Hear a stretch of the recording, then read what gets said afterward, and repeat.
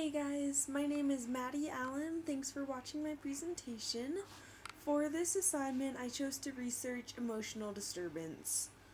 I recently completed my hours at a elementary school special ed classroom, and I was kind of surprised by how many students were suffering from this disability in particular in the classroom. So that's why I wanted to look more into it and figure out a little bit more about it.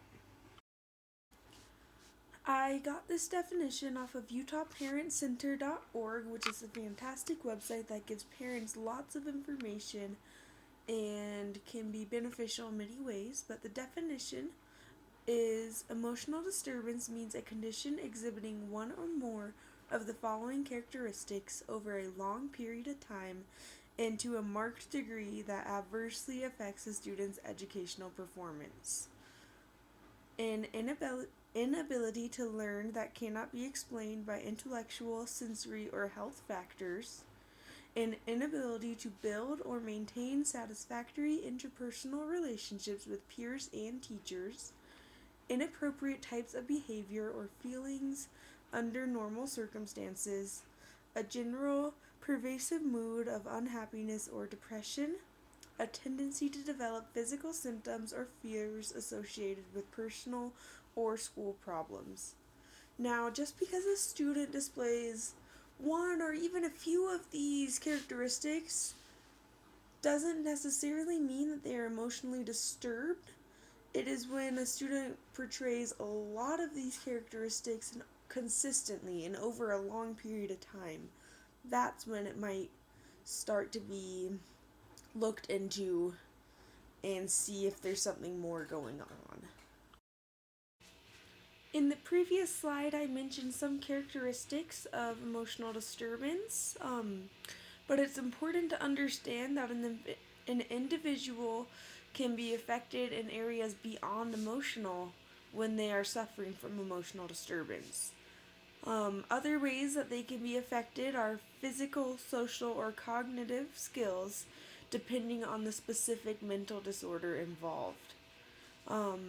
But the main characteristics to look out for when questioning if emotional disturbance might be a disability this child is suffering with is hyperactivity, aggression, withdrawal, meaning that they kind of exclude themselves and aren't interested in learning or making friends or anything like that, immaturity, and even learning difficulties.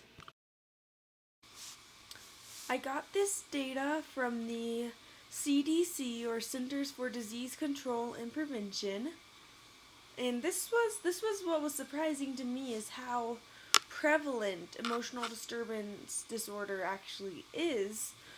According to the CDC, approximately 8.3 million children, or 14.5% of all 14 through 17-year-old children, have parents who've talked with a healthcare provider or school staff about the child's emotional or behavioral difficulties. Nearly 2.9 million children have been prescribed medications for these difficulties. So now that we know a little bit more about what emotional disturbance is, we can talk about some strategies that can help children with emotional disturbance succeed. And one of the most important ones is setting simple rules and keeping expectations clear. Children who are emotionally disturbed struggle with complicated demands and any opportunity that might be conveyed in their mind that they're being treated unfairly. By keeping the rules clear and simple, they are likely to understand, and by making the expectations clear, they will know from early on that they are being treated fairly. Another important strategy is to use motivation and reward. Children who are emotionally disturbed take any form of discipline or negativity as a personal attack on them. To avoid this, stay positive and recognize what they do well. And then a third strategy that I want to recommend is allowing them to have mini breaks, and this can even be a form of a reward for them. By giving them mini breaks, they can cope and they can take that time for themselves and then come back stronger after the break.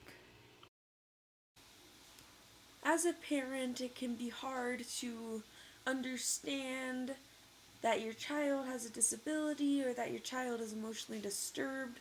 There are always resources available to help parents in these situations. One of a parent's strongest resources is to be actively communicating with their child's teacher.